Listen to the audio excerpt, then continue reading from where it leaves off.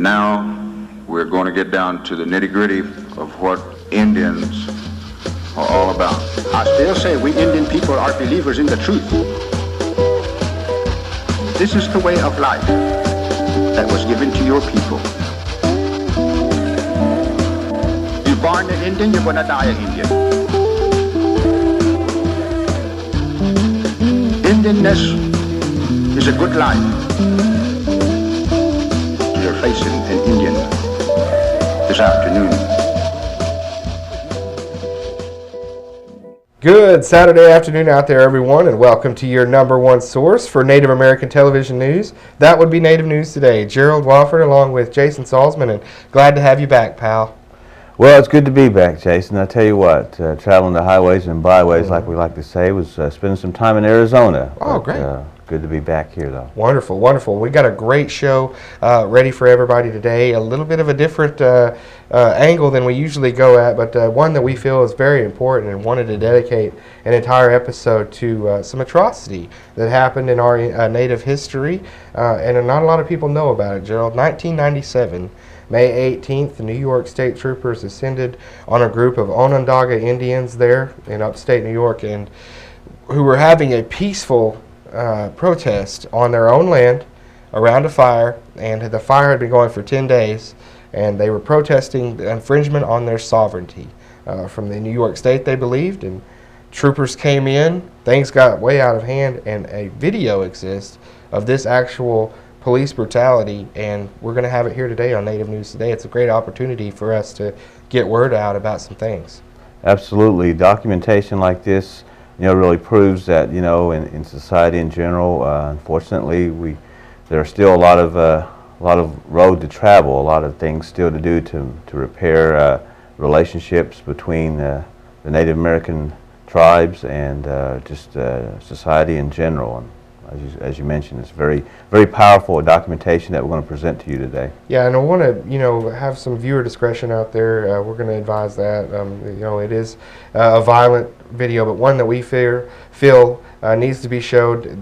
These type of things still, 15 years later, it still hurts to look back at this footage. So we bring this to you here today on Native News. Back at the reservation, a standoff. Indians on one side, troopers on the other. Just minutes later, the troopers moved in. You're on private property.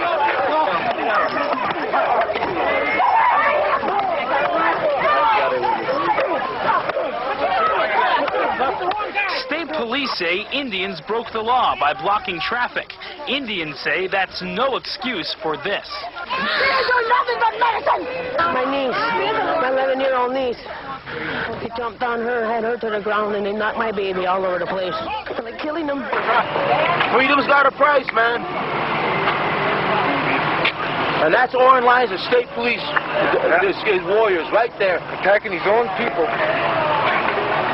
This is exactly what Pataki, Oren Lyons, Irving Powell, and Amon Webster wanted, right here. You're looking at it. This is how our rights to peaceful assembly to a meeting is protected. We're right here in our own territories, meeting with our own people according to our laws and customs. And this is how our rights are protected. You're looking at it right now. Auburn all over again.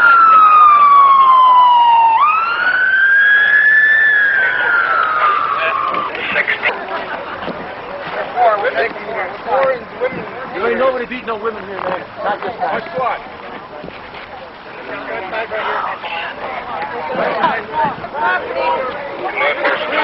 Let's go. Get out of here.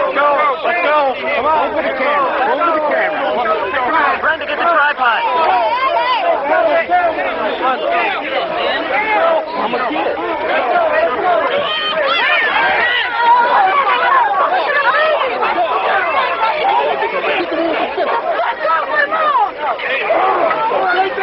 Stay back.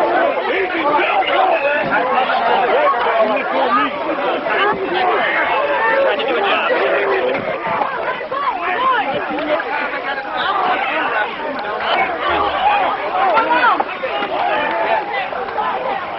You all right? I don't know.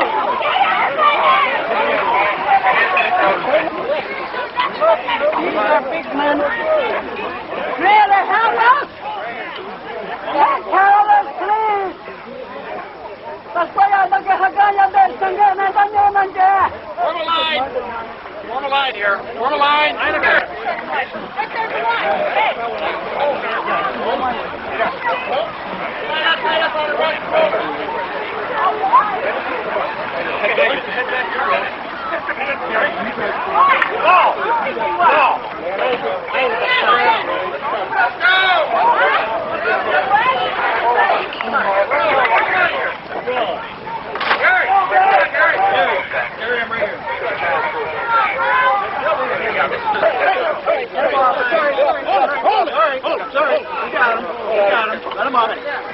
Buddy, get out of there. I don't want him here at all.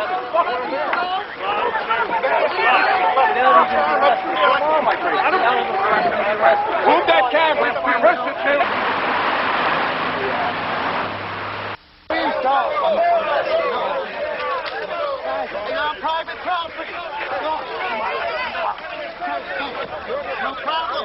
No problem. A group of people who have come here with an agenda different than what Onondaga is about.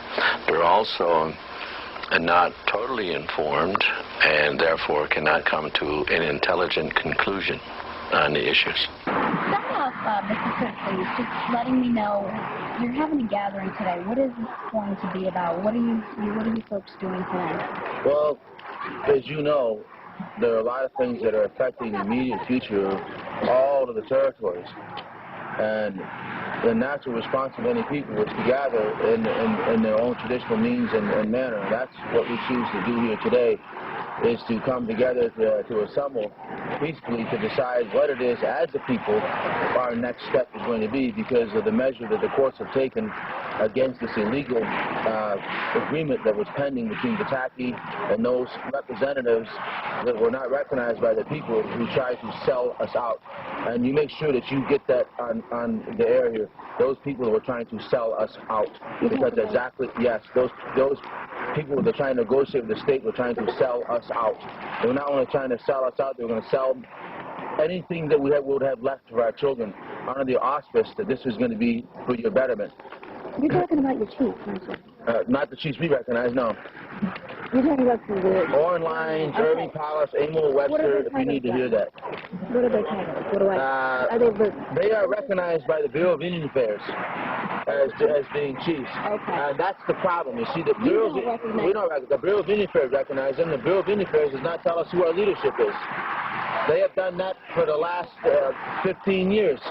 Why? Because this has been a carefully measured step for the last 15 years to get together so they can have paper signatories, paper chiefs to sign these illegal agreements, which is treason in our eyes. Now, today we're going to get together to decide as people what our next step is going to be, but I'm not going to sit here and say what it is, because that, you see, we're not going to do the same thing they've been doing, meeting secretly with little small groups to decide the future of the rest of the people. Oh, there's the Mohawks. Do you have other nations that are here? Well, all of them, I guess, are here now. Right. Okay, I'm going on memory here. Is it Ron Jones? Yes. Hey, not bad, huh? Ron, tell me what you folks are here to talk about today. Well, they're in protest against this whole deal that they call a tax cut. It was put together without our consent. We were shut out of it, and every time we moved to ask questions, we were either threatened, and it was very intimidating what they had done. And, you folks have had a fire going here for more than a week now. What is that a symbol of? That was a symbol of protest, and we were working with the other nations, letting them know that we support them. You see, what's happened is we're the capital here, so we usually wait for them to move, and when they tell us, then we move. So it's been kind of a chaos all over the place. Don Hush was just telling me that having the fire go this long and having the people that are here today is a victory in itself. Why? Well, this place has been kind of empty. You know, it's been like a ghost town, and all of a sudden now we've come to the capital. And I hope it's peaceful. I hope in all days it's peaceful, because we've had a very bad taste with it, the things. They're beating up the women, and we've seen the buildings that have been burnt. And we're afraid that our homes will be burnt, see. By who, I'm sorry?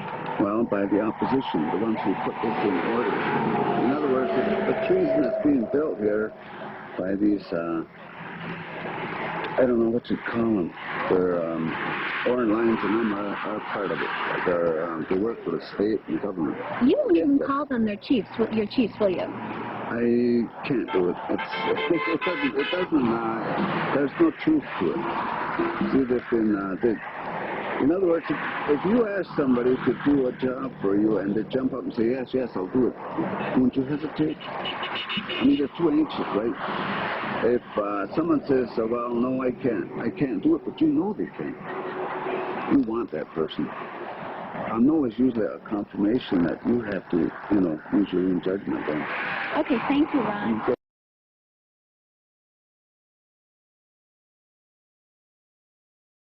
Now, for most of you out there that just seen this video, it's probably hard for you to imagine what it was like to be there, to go through something like that. That's why we brought in Mr. Robert Bucktooth Jr. He was actually there at this protest. The things that you're seeing in this video, he actually went through that. And sir, just want to thank you for being with us today on the program. And really what I want to start out with is just take us back to May 18th, 1997.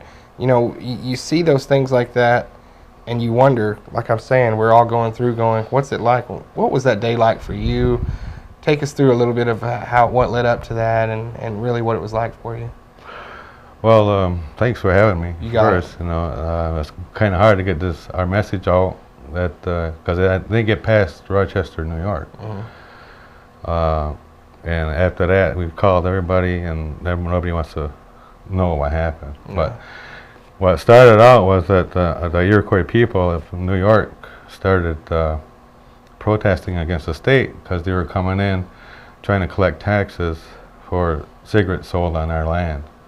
And the other nations in the Iroquois Confederacy were protesting, the Seneca Nation and Mohawk Nation. You know, these nations were protesting against New York State. So on May 8th, actually, we started a protest fire along the side of Route 81. And that went on for 10 days. You know, the Sheriff's Department and the Fire Department even came up and asked what we were doing. And we said, well, we're up here because we want to expose the corruption and stuff and tell you the truth of what's going on, you know, with this compact with the state of New York. So we went up there, and for 10 days we had a bonfire going, and on the 10th day, on a Sunday, May 18th, the troopers came in on our land and start clubbing us. So when you look at the video, actually, you know, you see some of the people talking about this is taking place on our own land, like you said there, and it really becomes not only there with land sovereignty, but just the sovereignty issue is, you know, it seems to me like the state of New York in this, from the video looking, had no clue about sovereign nations, what they're to be entitled to, how they govern themselves, those type of things. Is that even, have they even began to get better at that? I mean, I know when you and I talked before, you know, you said it's still going on. It's still going on, and our case right now that's still going on is kind of like a breakthrough, I guess, because one of the agreements was that they were going to allow us to go once a year to get our issues out with the state police. And we kind of think that's not, I don't know, to me it sounds like a lineup, you know, like, hey, these are the guys that are suing us, you know, these are what they look like, come get them. Exactly, you know? yeah. So, but that's what it feels like, and I don't know, you know, right now they're offering a settlement, but to me it was another insult, like I got beat up again, you know, because I'm in that video, that's, you know, I'm the one getting clubbed up by those guys. And well, when I look at it too, you know, they did offer a settlement, but one of the things I noticed, and this has happened just recently, the settlement, I believe it's $3 million and, for everyone there. And what I think I saw was it's not a settlement until the plaintiffs sign it. Yeah. So, I mean, if we're not agreeing to this, you know, anything like that, then it doesn't have to go through. But in the immediate aftermath of this, there was nothing done with these troopers, or nothing at all? No, nothing at all. Nothing was being done. They kind of wanted to whitewash it, and we had our bonfire on the side of Route 81 for almost, we had it going for a year, like day and night. I had to lose my job, and my house and everything over this, just to prove and show that I'm standing up for what I believe in. You know, and I had lost all that, and that's kind of how we moved out this way. And you've been in Oklahoma for how long now? About 6 years now. 6 years, yeah. but you're saying that, and you had talked to me, you know, that it's not gotten any better. You know, 15 years later, the Senecas, the Iroquois Confederation, really, all those tribes up there are dealing with the same type of thing. The same thing is going on, and it's not stopping. And we tried everything. I mean, the Seneca Nation is trying, the Mohawk Nation, everybody's writing letters and sending delegates down to the UN, Washington, D.C., but they're just not listening. And it seems like not only do they continue to not listen, but they continue to, you know, sort of turn a blind eye to sovereign issues all over. Oh, yeah. We deal with the same type of things here in Oklahoma with the Creek Nation, and, you know, we've had our tobacco compact issues just to bring it close to home, same type of things. Never went to violence like that, but it could. I mean, you look at it, things like that could get escalated out of hand. Yeah, because it was supposed to be a peaceful event, but they got misinformation from our allegedly leaders, and that's what sent them in to club us, because they got misinformation that we had guns up there and alcohol and all this stuff, and we weren't about that. You know, we were about the laws, the treaties that were made, you know, our sovereignty. We're up there about the truth, and these guys are trying to stop that, the state and our leaders at Onondaga. So. When you folks out there, what Robert's talking about, you know, a lot of you might be going, what, their own leaders of the Onondaga Nation are the ones that allowed this to happen? But, you know, we could see in the tape too, and a little bit of background on this, those supposed leaders were put in place by not the Onondaga people. No. Those were put in by outside sources that had no idea what the Onondagas wanted, what they were believed in, what they were protesting for.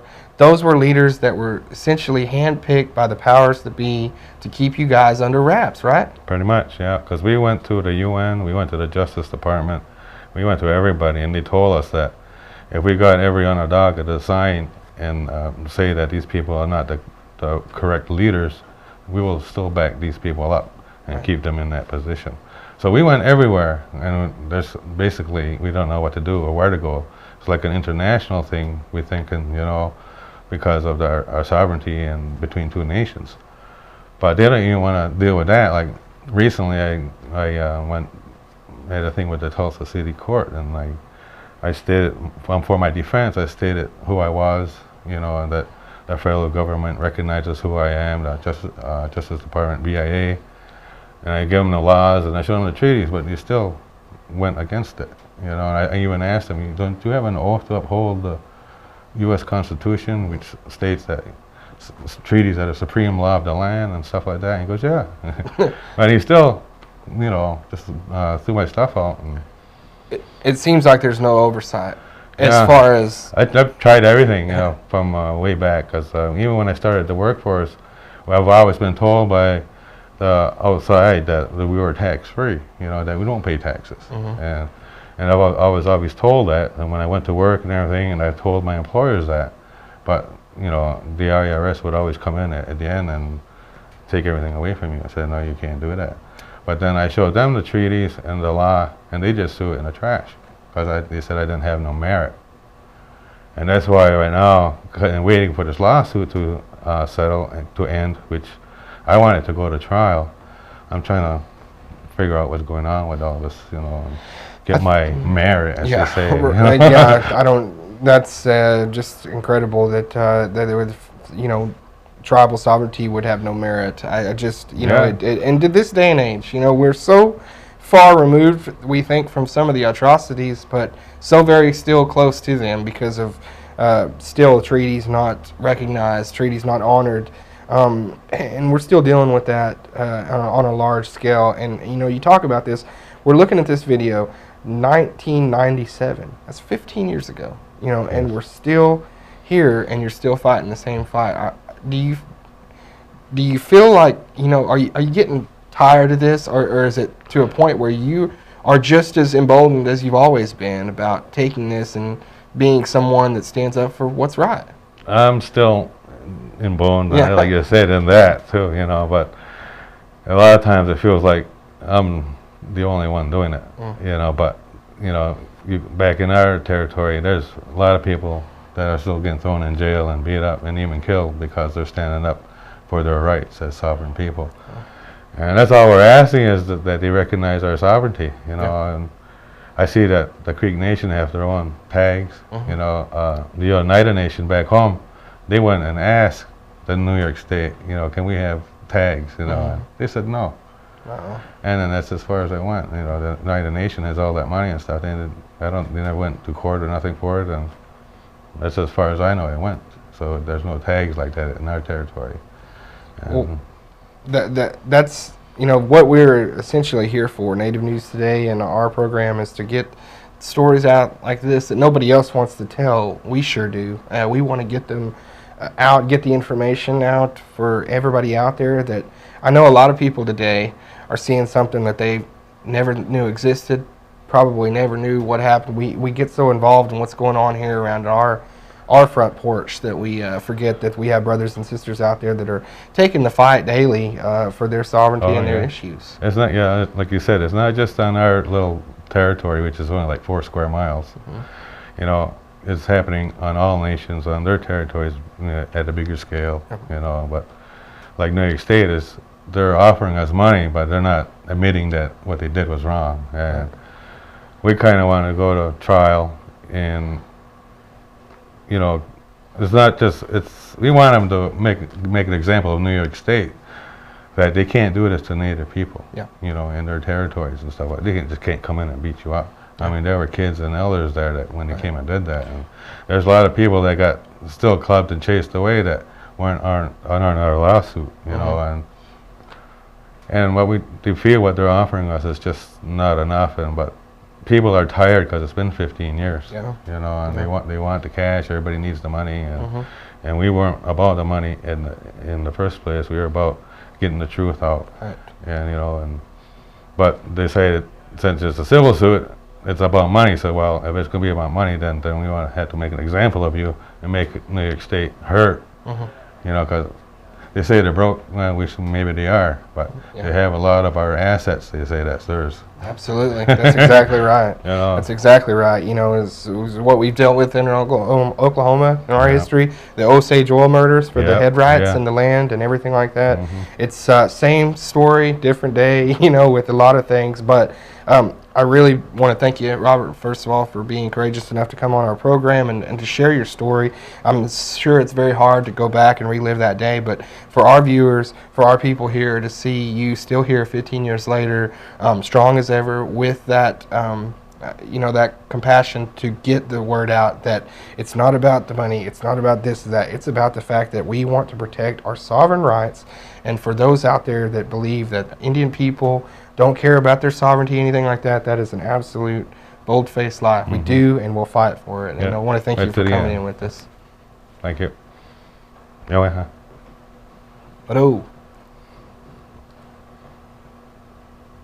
Since the dawn of the Muskogee Creek Nation, the traditional rhythmic sound of the turtle shells has been the heart of the ceremonial stomp dance. A living legacy passed to each new generation. This tradition, this legacy, this heart, this is the Muskogee Creek Nation of Oklahoma.